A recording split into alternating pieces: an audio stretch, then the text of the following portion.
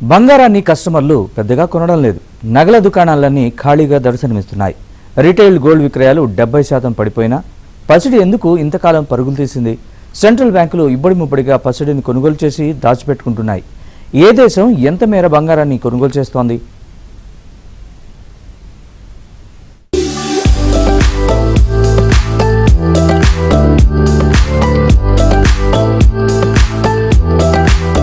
మధ్యతరగతి ప్రజలకే కాదు, పలు దేశాల సెంట్రల్ బ్యాంకులకు మన దేశంలోని రిజర్వ్ బ్యాంకుకు బంగారం అంటే మోజే. కష్టకాలంలో ఉపయోగపడుతుందని, రిజర్వ్ కరెన్సీగా ఉంటుందని భావిస్తున్నాయి సెంట్రల్ బ్యాంకులు. అందుకే డబ్బు పోగొట్టుకున్నప్పుడల్లా పసడిని కొనుగోలు చేస్తున్నాయి. ఏ నెలకు ఆ నెల పెద్ద ఎత్తున పుత్తడిని కొనుగోలు చేసి దాచుకుంటున్నాయి. ధరలు ఆకాశానంటినా పట్టించుకోకుండా ఈ ఏడాది ఫిబ్రవరి నెలలో వివిధ దేశాల కేంద్ర బ్యాంకులు 24 టన్నుల బంగారాన్ని కొనుగోలు చేసి దాచుకున్నాయి.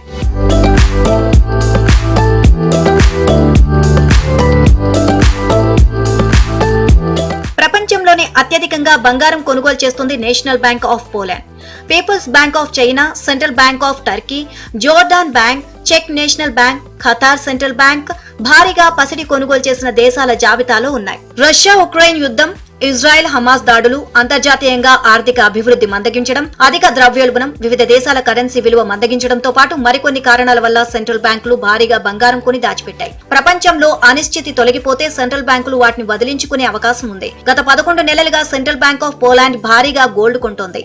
ఆ బ్యాంకు దగ్గర 480 టన్నుల పసిడి ఉంది. కజకిస్తాన్, ఉజ్బెకిస్తాన్ దేశాలు బంగారాన్ని విక్రయిస్తున్నాయి.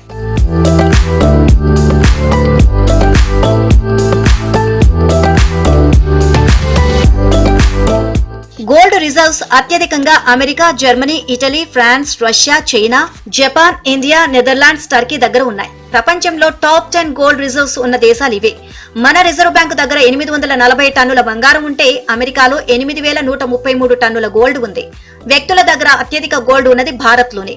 చాలా దేశాల్లో బంగారం ఒక సురక్షిత పెట్టుబడి. ఇండియాలో మాత్రం అదో భావోద్వేగం. ఇంట్లో బంగారం ఉంటే లోన్ చాలా తేలికగా లభిస్తుంది. చేతిలో పసిడి ఉంటే లిక్విడ్ క్యాష్ ఉన్నట్లే. అలాగే బంగారం కేంద్ర బ్యాంకులకు కూడా బంగారం ఆస్తిలా మారింది.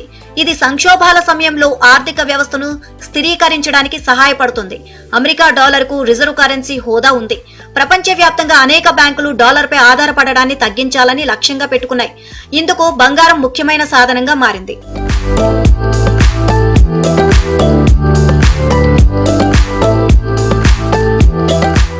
స్వల్పకాలిక పెట్టుబడి కింద బంగారాన్ని కొనుగోలు చేయడం అంత మంచి ఆలోచన కాదు. దీర్ఘకాలిక అవసరాల కోసం కొనడం మంచిదే. బ్యాంకులో చేసే పొదుపుపై వడ్డీ రేట్లు చాలా తక్కువ. బంగారంపై పెట్టుబడులు పెట్టడానికి ఇది కూడా మరో కారణం.